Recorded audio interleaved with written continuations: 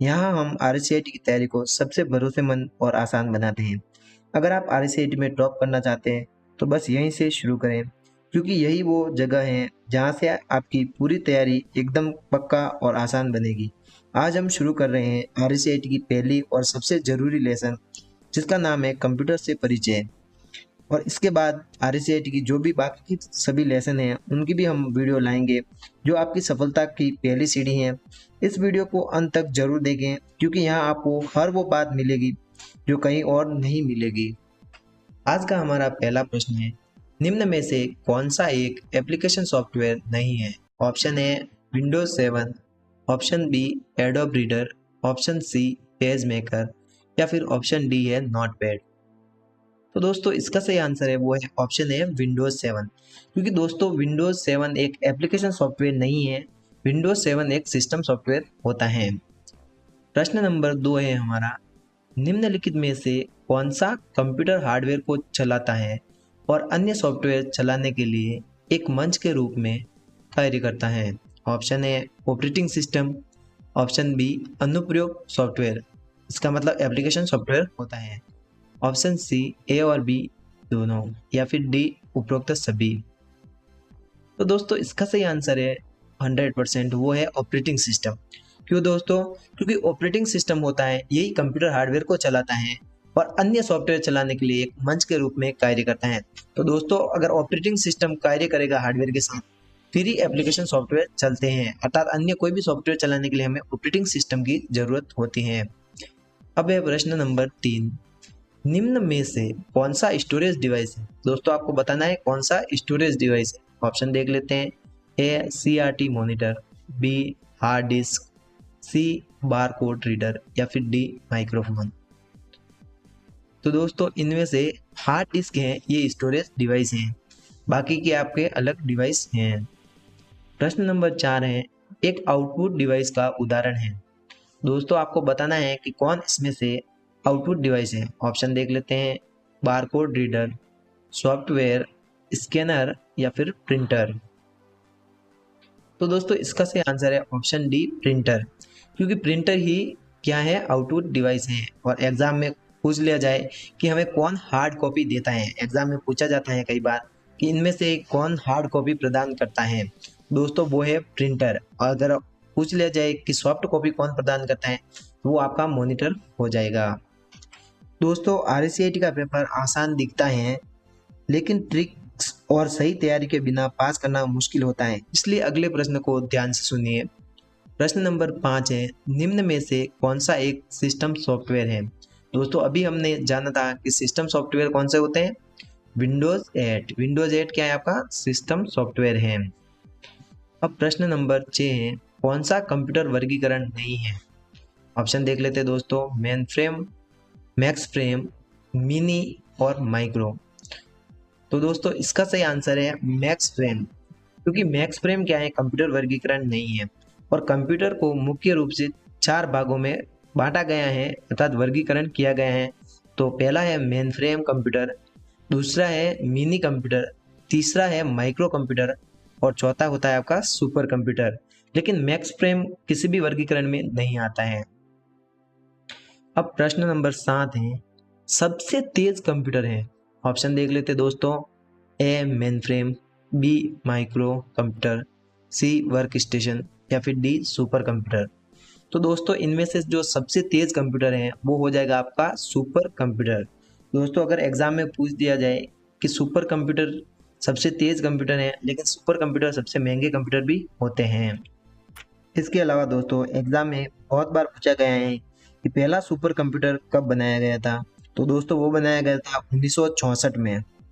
दोस्तों उस कंप्यूटर का नाम था CDC 6600। और इसके अलावा सुपर कंप्यूटर की विशेषताएं होती हैं, ये भी एग्जाम में पूछ सकते हैं। तो दोस्तों ये क्या करता है, मौसम की भविष्यवाणी बता सकता है, बरसात तूफान के अध्ययन किया जा सकता है, भूकंप की जानकारी ली जा सकती है सुपर कंप्यूटर से, प्राकृतिक गैस, पेट्रोलियम, कोयले जैसे संसाधनों की खोज के लिए भी सुपर कंप्यूटर का प्रयोग किया जाता है। और सबसे इम्पोर्टेंट दोस्तों, अभी जो संचार के जितने भी साधन हैं वो भी सुपर कंप्यूटर की मदद से ही चलाए जाते हैं। इसके अलावा सुपर कंप्यूटर को हथियार के परीक्षण में नाभिकीय हथियारों के प्रभाव को जानने के लिए भी सुपर कंप्यूटर का इस्तेमाल किया जाता है। एग्जाम में पूछ लिया जाता है कि कभी कभी कि सुपर कंप्यूटर की विशेषताओं में ये सबसे शक्तिशाली होता है, सबसे महंगे होते हैं और साइज में ये सबसे बड़े होते हैं। लेकिन अभी के समय में जो नए सुपर कंप्यूटर बन रहे हैं उनकी साइज काफ़ी हद तक छोटी की गई है। सुपर कंप्यूटर के उदाहरण समझी जाएं तो अमेरिका में IBM नाम का सुपर कंप्यूटर बनाया गया था। इसके अलावा जापान में भी सुपर कंप्यूटर बनाया गया था। और अगर एग्जाम में ये जरूर पूछा जाता है कि भारत का सुपर कंप्यूटर कौन सा था, तो वो था दोस्तों PARM, इस नाम से उसको जाना था। ये एक सुपर कंप्यूटर था भारत का। प्रश्न नंबर 8 है, माइक्रो प्रोसेसर किस जनरेशन में पेश किया गया? ऑप्शन देख लेते दोस्तों, पहली जनरेशन, दूसरी जनरेशन, तीसरी जनरेशन या फिर चौथी जनरेशन। दोस्तों आपको बताना है कि माइक्रो प्रोसेसर किस जनरेशन में पेश गया था, अर्थात वो किस जनरेशन में आया था। तो दोस्तों इसका सही आंसर है वो है ऑप्शन डी, चौथी जनरेशन में, क्योंकि माइक्रो प्रोसेसर को चौथी जनरेशन में पेश किया गया था। प्रश्न नंबर 9 है आपका, सुपर कंप्यूटर कब बनाया गया? तो दोस्तों अभी हमने बात की थी सुपर कंप्यूटर की, तो उसे हमने बोला था 1964 में बनाया गया था और उस सुपर कंप्यूटर का नाम था CDC 6600। प्रश्न नंबर 10 है कि कंप्यूटर होते हैं तो इनमें 10 प्रश्न है, सुपर कंप्यूटर का इस्तेमाल किया जाता है। दोस्तों अभी हमने बताया था, तो पहले ऑप्शन देख लेते हैं, भूकंप की जानकारी, मौसम की भविष्यवाणी, संचार और ऊपर के सभी। तो दोस्तों अभी हमने बताया था कि सुपर कंप्यूटर का इस्तेमाल हम भूकंप की जानकारी, मौसम की भविष्यवाणी और संचार में कर सकते हैं। इसके अलावा भी हम उपग्रह जैसी चीज़ों में भी सुपर कंप्यूटर का इस्तेमाल करते हैं। तो दोस्तों ये तीनों ही ऑप्शन सही है। तो यस दोस्तों, इसका सही आंसर है ऑप्शन डी, ऊपर के सभी। प्रश्न नंबर 11 है, सरकारी संस्थाओं और बड़ी कंपनियों में किस कंप्यूटर का इस्तेमाल किया जाता है? ऑप्शन देख लेते दोस्तों, main frame computer, mini computer, super computer और माइक्रो कंप्यूटर। तो दोस्तों इसका सही आंसर है वो है ऑप्शन ए, मेन फ्रेम कंप्यूटर। क्योंकि दोस्तों बड़ी कंपनियां या सरकारी संस्थाएं होती हैं, इनमें क्या होता है कि किसी कंप्यूटर में एक ही यूजर का लॉगिन नहीं रहता है, अलग अलग जगह से लॉगिन होता है और अलग अलग जगह से डाटा आता है, अर्थात मल्टीपल यूजर लॉगिन होता है। इसके लिए क्या करते हैं कि मेन फ्रेम कंप्यूटर का उपयोग करते हैं। प्रश्न नंबर 12 है, माइक्रो कंप्यूटर के प्रकार हैं। ऑप्शन देख लेते दोस्तों, डेस्कटॉप, लैपटॉप, टैबलेट्स, स्मार्टफोन या ये सभी। तो दोस्तों जो ऑप्शन है डेस्कटॉप, लैपटॉप, टैबलेट्स और स्मार्टफोन, ये क्या है? सभी माइक्रो कंप्यूटर के प्रकार हैं।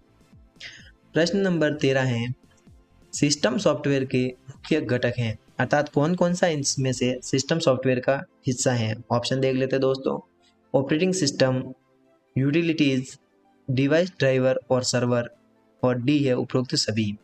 तो दोस्तों ये ऑप्शन है सभी क्या हैं कि ये सिस्टम सॉफ्टवेयर के हिस्से होते हैं, अर्थात घटक होते हैं, जिसमें operating system, utilities, device driver और सर्वर सभी शामिल होते हैं सिस्टम सॉफ्टवेयर में।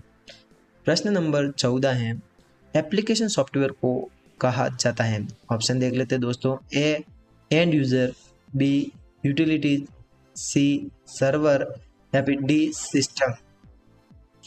तो दोस्तों इसका सही आंसर है ऑप्शन है एंड यूजर। क्योंकि दोस्तों जो कंप्यूटर में है सॉफ्टवेयर होता है, सिस्टम सॉफ्टवेयर, वो एक ही होता है और ये कंपनी द्वारा डाला जाता है, जैसे विंडोज 7, विंडोज 8, विंडोज 10, 11 ऐसे। लेकिन जो आपका एप्लीकेशन सॉफ्टवेयर होते हैं, वो जो यूज़र कंप्यूटर को यूज़ करेगा अपनी आवश्यकताओं के अनुसार जो सॉफ्टवेयर लेता है वो होते हैं एप्लीकेशन सॉफ्टवेयर, अर्थात कंप्यूटर में बाद में डाले जाते हैं और सिस्टम सॉफ्टवेयर के ऊपर एप्लीकेशन सॉफ्टवेयर चलते हैं। लेकिन दोस्तों जो यूज़र होता है अपने हिसाब से उन सॉफ्टवेयर को लेता है, तो इनको एंड यूज़र भी कहा जाता है, क्योंकि एंड में जो यूज़र उस कंप्यूटर को यूज़ करेगा वो अपने हिसाब से सॉफ्टवेयर लेता है, इसलिए इनको एंड यूज़र भी कहा जाता है। प्रश्न नंबर 15 है कि database program, word processor, web browser जैसे सॉफ्टवेयर की श्रेणी में आते हैं? हमारे ऑप्शन है system software, utilities, application software और डिवाइस ड्राइवर। तो दोस्तों इसका सही आंसर है वो है एप्लीकेशन सॉफ्टवेयर। क्योंकि दोस्तों मैंने अभी बताया जो एंड यूजर अपने हिसाब से सॉफ्टवेयर ले सकता है वो ये सभी सॉफ्टवेयर होते हैं, जैसे वेब ब्राउजर हो गया, वर्ड प्रोसेसर हो गया आपके, या डेटाबेस प्रोग्राम हो गए, तो इनको एप्लीकेशन सॉफ्टवेयर कहा जाता है। प्रश्न नंबर 16 है कि internet explorer, Mozilla Firefox, Google Chrome, safari किसके उदाहरण हैं? दोस्तों ये क्या होते हैं? आपके वेब ब्राउजर होते हैं। प्रश्न नंबर 17 है ऑफिस सॉफ्टवेयर सूट में शामिल होते हैं। ऑप्शन देख लेते हैं दोस्तों, वर्ड प्रोसेसर, डाटाबेस, प्रेजेंटेशन और ऊपर के सभी। तो दोस्तों office software suit MS office का एक ऑफिस सॉफ्टवेयर सूट होता है। उसमें क्या होता है कि आपके वर्ड प्रोसेसर, डाटाबेस और प्रेजेंटेशन सभी को एक बंडल बना के दिया जाता है, जिसे ऑफिस सॉफ्टवेयर सूट कहा जाता है। तो उसमें सभी शामिल होते हैं। प्रश्न नंबर 18 है कंप्यूटर का वह भाग जिसे देखा व छुआ जा सके उसे कहते हैं। ऑप्शन देख लेते हैं दोस्तों, आउटपुट डिवाइस, सॉफ्टवेयर, हार्डवेयर या फिर इनपुट डिवाइस। तो दोस्तों आपने सही सोचा, इसका सही आंसर हार्डवेयर है, क्योंकि कंप्यूटर के जिस भाग को हम देख सकते हैं, छू सकते हैं, उसे हार्डवेयर कहा जाता है। प्रश्न नंबर 19 है माउस, प्रिंटर, कीबोर्ड और मदरबोर्ड को क्या कहा जाता है? तो दोस्तों इसको क्या कहेंगे? हम हार्डवेयर कहते हैं। अब दोस्तों आप सोच रहे होंगे कि ये रेड कलर का क्या है? तो दोस्तों ये हम जो तैयारी कर रहे हैं RCIT टॉपर ऐप से कर रहे हैं, उसमें ये सारे ऑप्शन दिए हुए होते हैं। जैसे आप इसको फेवरेट करते हैं तो आपको सारे इंपॉर्टेंट क्वेश्चन एक जगह ऐड हो जाते हैं और आप एग्जाम से पहले रिवीजन कर सकते हैं। अगर आपको कोई क्वेश्चन पढ़ने में दिक्कत हो रही है तो यहाँ पर स्पीक ऑप्शन है, ये खुद बोलकर आपको बताएगा कि क्वेश्चन कैसे पढ़ना है। कोई अगर ऑप्शन इंग्लिश में है और आपको समझ में नहीं आ रहा हो। अब बढ़ते हैं अगले प्रश्न की ओर, वो है प्रश्न नंबर 20। शिक्षा के क्षेत्र में कंप्यूटर का उपयोग किया जाता है। ऑप्शन देख लेते हैं दोस्तों, स्मार्ट क्लास हम ले सकते हैं कंप्यूटर की मदद से। दूसरा ऑप्शन है डिजिटल लाइब्रेरी। दोस्तों हम डिजिटल लाइब्रेरी का मतलब होता है हम PDF की फॉर्मेट में बुक्स को पढ़ सकते हैं या किसी ऐप में सीधे भी पढ़ सकते हैं। अनुसंधान अर्थात रिसर्च करने के लिए, मान लो हमें किसी टॉपिक में दिक्कत है तो हम रिसर्च करने के लिए भी कंप्यूटर का उपयोग कर सकते हैं। दोस्तों ये भी सही है, डी है ये सभी। तो दोस्तों हाँ, ये सभी सही आंसर है, क्योंकि कंप्यूटर का इस्तेमाल हम अभी इन सभी कार्यों में कर सकते हैं। प्रश्न नंबर 21 है कि रॉ फैक्ट्स जैसे लेटर्स, वर्ड, ध्वनि को क्या कहा जाता है? ऑप्शन देख लेते दोस्तों, प्रोग्राम, कमांड, डाटा या इनमें से कोई नहीं। तो दोस्तों रॉ फैक्ट्स जैसे लेटर्स, वर्ड, ध्वनि हो, इनको हम क्या बोलते हैं? डाटा कहते हैं। प्रश्न नंबर 22 है चतुर्थ पीढ़ी के कंप्यूटर में किसका उपयोग किया गया था? दोस्तों ये आपको ध्यान से पढ़ना है, बहुत ही इंपॉर्टेंट प्रश्न है। ऑप्शन देख लेते हैं, इंटीग्रेटेड चिप, बी है large scale integrated circuit, C है कंट्रोल यूनिट और डी है वैक्यूम ट्यूब। दोस्तों इसका सही आंसर है वो है option B, large scale integrated circuit, क्योंकि इनका उपयोग चतुर्थ पीढ़ी के जो कंप्यूटर बनाए गए थे उसमें किया गया था। अब है प्रश्न नंबर 23, कंप्यूटर का दिमाग कहा जाता है। दोस्तों इजी क्वेश्चन है, पढ़ लेते हैं। ऑप्शन है CPU को, DVD को, मॉनिटर को या फिर कीबोर्ड को। तो दोस्तों आप सभी ने इसका सही आंसर दिया होगा, वो है CPU को। क्योंकि कंप्यूटर का दिमाग CPU को इसलिए कहा जाता है क्योंकि जैसे हमारा दिमाग होता है, सारा डाटा रहता है, स्टोर होता है, उसमें मेमोरी होती है। तो क्या किया जाता है कि CPU में ऐसी सारी कैपेबिलिटी होती हैं जो हमारे दिमाग में होती हैं, इसलिए इसको कंप्यूटर का दिमाग कहा जाता है। दोस्तों आपसे एक सवाल है कि आपको बताना है कि मॉनिटर है, तो आपको कमेंट में लिखना है 23 और मॉनिटर के आगे बताना है कि ये कौन सा डिवाइस है, इनपुट या फिर आउटपुट। और दोस्तों हम मॉनिटर से सॉफ्ट कॉपी देखते हैं तो उसे सॉफ्ट कॉपी कहा जाता है, जो हम कंप्यूटर की मॉनिटर पर देखते हैं। प्रश्न नंबर 24 है निम्न में से कौन सा कंप्यूटर की गति मापने में उपयोग किया जाता है? दोस्तों हम गाड़ी की गति किलोमीटर में मापते हैं, तो वैसे ही कंप्यूटर की गति हम किस में नाप सकते हैं? ऑप्शन देख लेते हैं, ए इकाई, बी संसाधन गति, सी घड़ी की गति या फिर डी और के सभी। तो दोस्तों यस, इसका सही आंसर है वो है सी घड़ी की गति, क्योंकि कंप्यूटर की जो स्पीड होती है, गति का मतलब स्पीड है, तो स्पीड को हम हर्ट्ज में, मेगा हर्ट्ज में माप सकते हैं। तो इसमें हर्ट्ज ऑप्शन दिया ये सही है। अगर मेगा हर्ट्ज होता तो वो भी इसका सही आंसर होता, अगर यहाँ पे MHz लिखा हुआ होता, जिसे मेगा हर्ट्ज कहा जाता है। दोस्तों ये कंप्यूटर की भौतिक बनावट कहलाती है। ये अभी हमने पढ़ा था कि कंप्यूटर की वो बनावट जिसको हम छू सकते हैं, देख सकते हैं, उसको क्या कहते हैं दोस्तों? तो वो है सॉफ्टवेयर। गलत आंसर। सो दोस्तों भौतिक बनावट सॉफ्टवेयर नहीं होती है। बी हार्ड कॉपी, दोस्तों ये भी गलत है। सी इनपुट डिवाइस, दोस्तों ये भी गलत है। और डी हार्डवेयर। यस दोस्तों हार्डवेयर इसका सही आंसर है।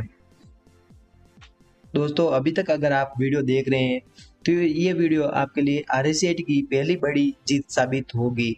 और अगला प्रश्न है, सॉफ्टवेयर को भी कहा जाता है। ऑप्शन देख लेते हैं दोस्तों। A data, B information, C program, या फिर डी प्रक्रिया। तो दोस्तों इसका सही आंसर है वो है ऑप्शन सी प्रोग्राम, क्योंकि सॉफ्टवेयर को प्रोग्राम भी कहा जाता है। प्रश्न नंबर 27 है, सिस्टम सॉफ्टवेयर में निम्न के अलावा सभी शामिल होते हैं। तो आपको दोस्तों क्या बताना है कि सिस्टम सॉफ्टवेयर में क्या शामिल नहीं है। ऑप्शन देख लेते हैं दोस्तों।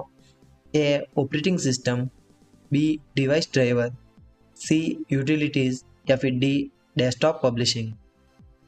तो दोस्तों इसका सही आंसर है ऑप्शन डी डेस्कटॉप पब्लिशिंग, क्योंकि ये सिस्टम सॉफ्टवेयर का हिस्सा नहीं होता है। और दोस्तों ये पॉइंट आपके लिए बहुत ही ज़्यादा इंपॉर्टेंट होने वाले हैं, जो आपकी सफलता के लिए बहुत ही जरूरी है कि सिस्टम सॉफ्टवेयर में क्या शामिल होता है। क्वेश्चन में ये पूछा जाता है, ऊपर भी ऐसा एक क्वेश्चन था। तो दोस्तों सिस्टम सॉफ्टवेयर में आपके ऑपरेटिंग सिस्टम, डिवाइस ड्राइवर और यूटिलिटीज शामिल होते हैं, लेकिन डेस्कटॉप पब्लिशिंग नहीं होता है, इसलिए इसका सही आंसर है। प्रश्न नंबर 28 है, निम्न में से कौन सी कंप्यूटर सिस्टम की एक सीमा है। ए स्पीड, बी शुद्धता, सी परिश्रम, या फिर डी बुद्धि का अभाव। दोस्तों कंप्यूटर की स्पीड बहुत ही अच्छी होती है, शुद्धता भी बहुत अच्छी होती है, और इसको बिजली की जरूरत होती है, तो परिश्रम भी ये बहुत ज़्यादा कर लेता है। लेकिन कंप्यूटर में क्या होता है, बुद्धि का अभाव होता है। अगर एग्जाम में पूछ लिया जाए कि कंप्यूटर का IQ कितना होता है, तो दोस्तों वो होता है 0। और दोस्तों अगर आप RSCIT में टॉप कर रहे हैं और टॉप करना चाहते हैं, या फिर गारंटी से पास करना चाहते हैं, तो इस सीरीज की बाकी की वीडियो भी आपको देखनी चाहिए। अब बढ़ते हैं अगले प्रश्न की ओर, जो कि है प्रश्न नंबर 29। पहली जनरेशन के कंप्यूटर सिस्टम का मुख्य कंपोनेंट क्या था। तो दोस्तों जब पहली बार कंप्यूटर बने थे तो इनकी अलग अलग जनरेशन थी। तो जो पहली जनरेशन थी उसका मेन कंपोनेंट क्या था, मतलब ऐसी क्या चीज़ थी जिससे कंप्यूटर बना था। ऑप्शन देख लेते हैं दोस्तों। ट्रांजिस्टर, बी वैक्यूम ट्यूब और वॉल्स, सी इंटीग्रेटेड सर्किट, या फिर डी इनमें से कोई नहीं। तो दोस्तों इसका सही आंसर है बी वैक्यूम ट्यूब और वॉल्स, क्योंकि पहली जनरेशन के कंप्यूटर थे उनको चलाने के लिए वैक्यूम ट्यूब और वॉल्स का उपयोग किया गया था।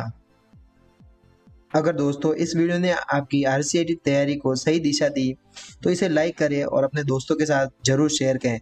दोस्तों सबसे अहम बात, हमारे चैनल को सब्सक्राइब करना ना भूलें, क्योंकि मैं लेकर आता रहूँगा सभी लेसन की सबसे शुद्ध और आसान समझ वाली वीडियो, जो RSCIT एग्जाम में आपको गारंटी से पास कराने की गारंटी है और टॉप कराने में पूरी मदद करेगी। अगले वीडियो के लिए आप चैनल को सब्सक्राइब करें और कमेंट करें कि नेक्स्ट वीडियो जरूर आनी चाहिए। और इसलिए अगर आप चाहते हैं तो इस चैनल को सब्सक्राइब करना आपके लिए सबसे ज़रूरी है, क्योंकि भविष्य को मजबूत करने के लिए यहाँ सिर्फ पढ़ाई नहीं बल्कि सफलता की तैयारी होती है। तो बने रहिए हमारे साथ, चलिए मिलकर RSCIT को आसान और शानदार बनाते हैं। धन्यवाद।